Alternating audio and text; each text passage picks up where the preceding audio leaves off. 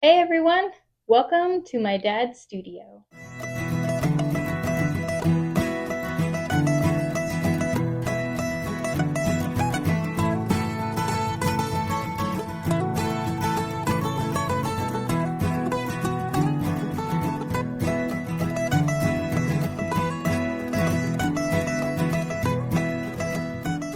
Hey everyone, this is my dad, Phil Starke, and he has been an artist for longer than I've been alive. And and we're here to do a critique today of a painting that I worked on this week by Cecilia Beaux.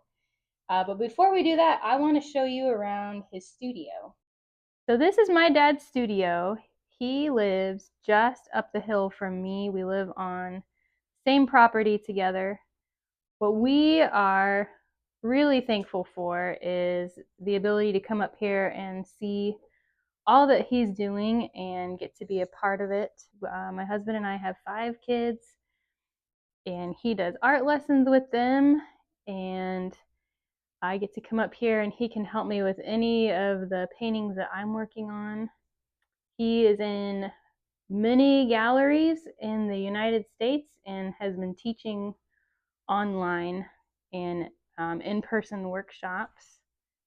And then if you remember my dad teaching in Kansas City, me and my brother were the ones running around the workshops and posing a few times for a few hours. So thank you for all the ice cream and the tips that you gave me.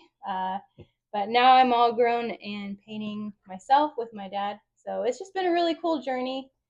And just to be able to do some of these critiques with my dad has helped me grow a lot.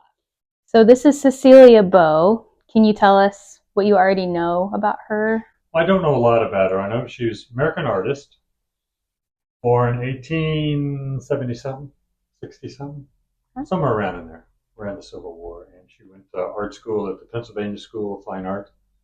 I think her instructor was Thomas Eakins, famous American painter. And she eventually went to Paris and studied there for a while. So what do you see right away that I need to work on when you see these side by side? Okay, well, I know this is kind of a quick sketch of a more finished portrait. So it's not so much that your brushwork is different. Your brushwork is nice. You got nice thick paint. You're putting things down quickly, trying to see big shapes of values. The main thing I see wrong is the size of the head, just too wide.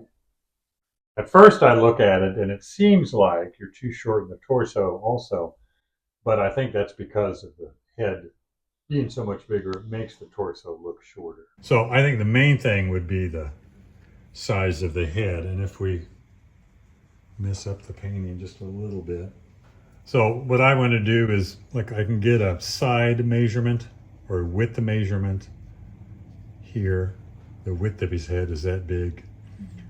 And the shoulders are 1, 2, about 2 1/4 in width. So here it's 1, and you have them just a little under 2. And a good thing to do is to sketch it in with the brush where you're just gesturing, trying to fill in shape. Then look at it and see if it looks off, and then do the measurement. That's better than trying to measure first and just make marks on a blank canvas. That can make the drawing look kind of stiff. Okay. But I would think the height is right. And what I see is just a thin, almost a cylinder type shape for the head. Neck a little bit thinner also. Okay. But outside of that, I think the proportions look pretty good. Great job on the hand and the cat. And I like your idea of just seeing the 3 simple values, a dark, a light, and a halftone. That works real well. Yeah, I did try to print out black and white, which helped me because I was able just to see all the lights, the mid-tones, and the dark. That's a good idea. So I tried, and I think it did help me with the hand. I'm not a huge fan of the hand, but it did help me, I think, find the values that looked harder, even though I think it's good lighting anyway. Yeah, and for a quick color study, it's not going to be extremely accurate proportion-wise, but you do want to get a little bit closer to that too. As far as the brushwork, again, I like your real thick paint. But then if you want to refine it after that, because your thick paint gives you better color, more definite shape and value. But now if I want to refine the brushwork, I can. What should I do here? Let me do it right here. Like if that's too thick to go back into, I can scrape it. Let's scrape a little bit here. And I still have everything there. I still have the drawing, still have the colors, the values. And now I can come back and I can be more careful with the brushwork because I have all the drawing there and I know what value I want. So when I did this, I just did I think what you're doing is white and yellow ochre. And are you going to add a little bit of blue to the light? A tiny bit. If it depends on how warm. Like in the photocopy, it's a little washed out. It's hard to tell exactly what she had there. You can tell better here. Just a slightly muted warm white. Okay. And now I can be more careful because I know exactly, drawing-wise, where it goes. Okay. So nothing wrong with getting it like this first. Because it allows you to be big and simple, thick paint, better color, then just scrape it. I mean, there's something nice about this right here too, especially that hand there. Now it's not like hers. Hers is more refined. So to refine it, it just helps to scrape it a little bit. And I'm going to get a little bit of a halftone here, and I can look at the halftone shape there. It's a little too light. I think I felt confused on this halftone. Do you just mostly see white and ochre? Well, I say halftone is probably a bit more of just a reflected light inside a shadow. Yeah. And it is a lot warmer. But get it darker first and a little cooler, then I can come back and add the warmth into it. Okay. And then go back to the light. Yeah, because the midtones and the shadows, because of where the sunlight is and where the shadows are, the midtones are different. Different here, midtone, than like here. So I was trying to think through cooler and warmer shadows. Yeah. But it was kind of hard. I don't know if it's direct sunlight, which would be warmer, or if it's just indirect sunlight, which would be a little bit cooler. But whichever you pick, stay with it. So if I decide warm lights, then I'm going to stay with all the lights being warmer that the light from the window is hitting. Okay. Does that make sense? Yeah, that makes sense. Spilled over on the cat. Cat was hard to... It was just tough.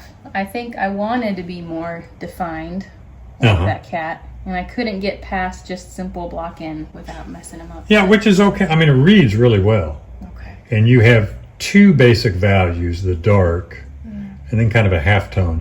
You could use a little bit light in just a few places on the halftone, and that would make it pop up. Okay. Yeah, when Put we that get there, on there in a minute. So same thing with this. And I want to use a brush big enough that I don't, get...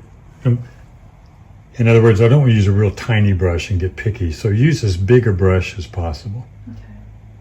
And again, your drawing here is fine, so I can come back now and just, after scraping it a little bit, I know where all the brush strokes now go, what all the values are, and it's just so much easier. John Carlson talked about that, scraping a painting and repainting it for quality of brushwork.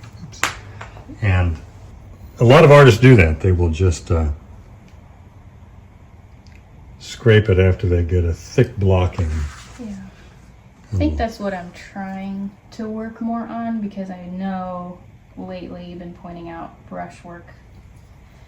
So I am trying to work on, thinking through my brushwork rather than just the block in brushwork. So that has been harder than I thought it would be. It looks like it should be easy, but it's been harder. I think it's harder for me to get past the blockiness So I guess what you're doing is helpful for me to Yeah. practice more. And your drawing will get better the more you paint and draw. Because even when we're painting, we're actually drawing, because I'm trying to draw the shape like of the folds here on the jacket. Yeah. That's drawing even though it's paint. So unless you're doing abstract, you're always drawing. Yeah, it was hard for me to not make this look like a dinosaur spine. Yeah. And make Yeah. it look like a soft folded thing. And it's the same thing here. She's got those three shapes that Yeah. are little on the hard side. Not to criticize Cecilia's painting. No, nope, can't do that. Very good. So I'm going to warm up that shadow with a little ochre, burnt sienna, touch of blue, because there's a reflected warmth underneath there. And I just analyze now value. You know, it's a little bit darker yet here. So I can come in here and just make a decision where the brush stroke is going to start and where it's going to end. And then move to the next spot, a little bit more halftone. And just using, you said you just use the burnt sienna, blue, and ochre? Yep. For the most part? Yep, for the most part. A little bit of halftone in there. I can kind of see where I was off with here. And I knew my shoulder wasn't right when I ended this painting. Oh, yeah. I know my dad's going to say something. Sometimes not focusing on the color as much and just the value, because on the portrait there's a shadow on this side of the head, side of the neck, side of the jacket. And just to find that first and put it in, focusing on just value, then you can come back and always change color later. So if I do this, come down here, there's a reflected light from another window there, but I could ignore that for now and just get that shadow. I know it's a bit more burnt sienna because of the warmth of the flesh tone. My ears look too big, maybe. Yeah, mainly because we're that's true. thinning the head down. That's true. That's true. But again, your drawing was good enough everywhere. Yeah. And your thick paint, you made definite decisions on getting the right value. So once you scrape it, and I feel like I'm just repeating myself, but it's so important, scrape it and then come back. All the work is already done for you. It's already, the drawing's already there, the values, the color. But what a great way to learn how to simplify folds in a jacket or simplify planes on a head. Yeah. And at some point, you need to learn how to see the real thing, which you're trying to do too, but see the real thing and understand how to simplify it, because she's done the simplifying already. It really does help. Just in real life. Yeah. Okay. Yeah. How close was she in her lifetime to Sargent? Was it the same or? Yes, he was, about the same time. He died in 1925. I think she was in her 80s. He was in his 60s. So they were roughly the same age. This is just very Sargent-like to me. Yes, yeah. And you're always influenced by other artists once you get out of art school. Yeah. So for the cat, I think it's just missing a little bit of some lights within the halftone. Oh, I like a that little already lighter. better, yeah. So you were there, you just didn't add the lights. Yeah, that's good. And again, once your drawing is already down here, then you can focus more on pushing and pulling brush strokes. Another good thing to do is do a black and white, ivory black and white, do a full value painting, let it dry, and then just lay in the color. Because it's the same thing, you have all the brushwork there. Negative brushwork. So like when I put in the little highlight on the side of the cat's head, I can't get it thin enough to make it look that delicate. And what she has done, if you can see this, it's kind of small, is she's using the dark or the negative and cut into that light area to shape it up. Yeah. So I'll do that with the burnt sienna, orange, and blue. And it starts up here in the ear. And it comes out, and I can just cut into that light area and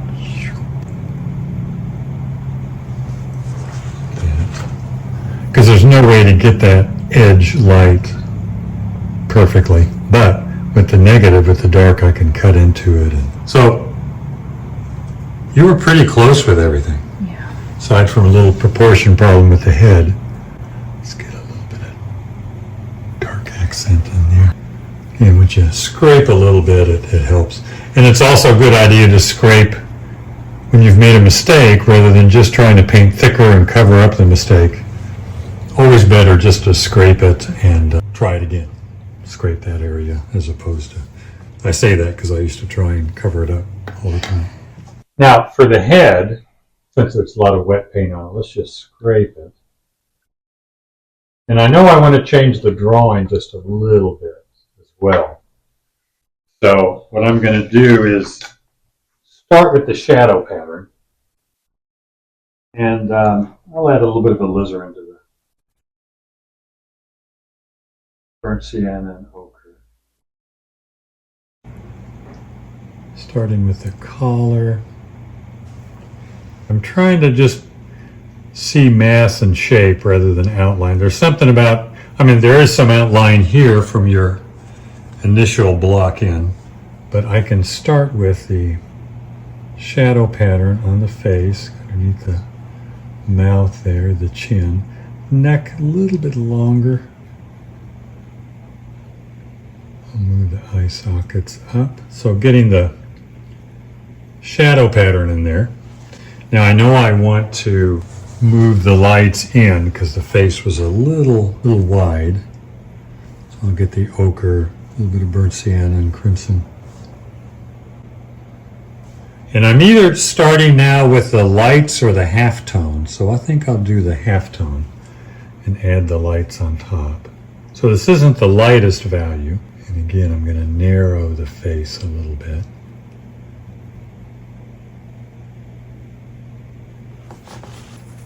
And I'll get some of the background color.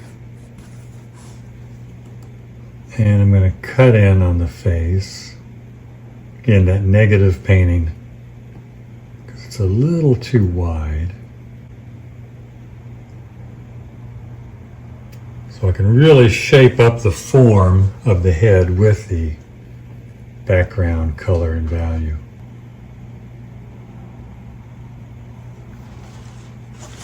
And it could be a bit more red because it's a nose. Yeah. This is where it gets harder. The bigger the face, the easier for me, but smaller the face, it's just tricky for me with eye sockets and eyes, and kind of figuring out values on a nose. That can just be hard. Trying to do too much, on a smaller head. So the smaller the head, the more you simplify. Yeah.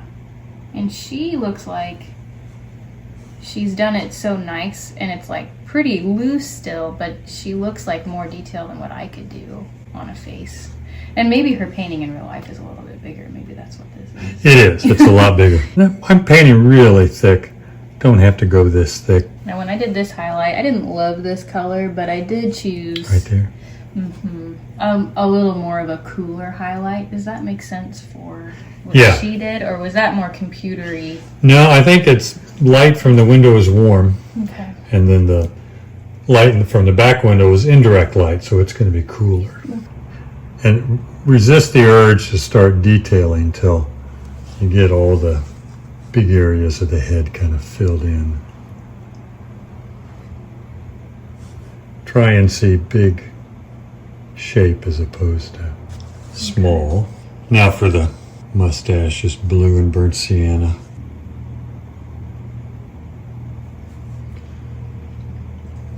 And it's just a middle value right now, but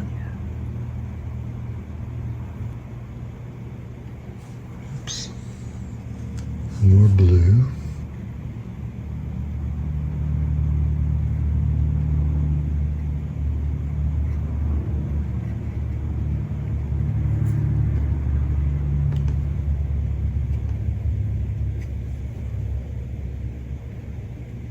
then value of the background in the mustache is different. So I'm going to go a little darker.